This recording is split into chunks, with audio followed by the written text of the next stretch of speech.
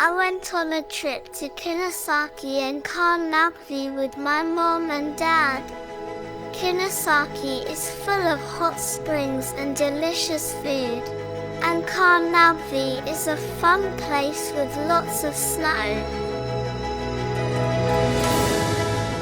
We took a cool train ride and took in the scenery, and in no time at all we were at the station near Kannabe. There was so much snow there. It was exciting. It was my first time to touch snow. I was surprised at how cold it was. I sledded, skied, and had snowball fights with my mom and dad.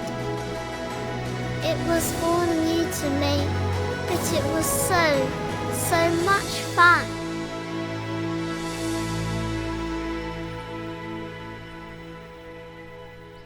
There were so many delicious foods there, and I was so full after eating a lot of crab, which I love. I really enjoyed this place, Kannabe and Kannabe.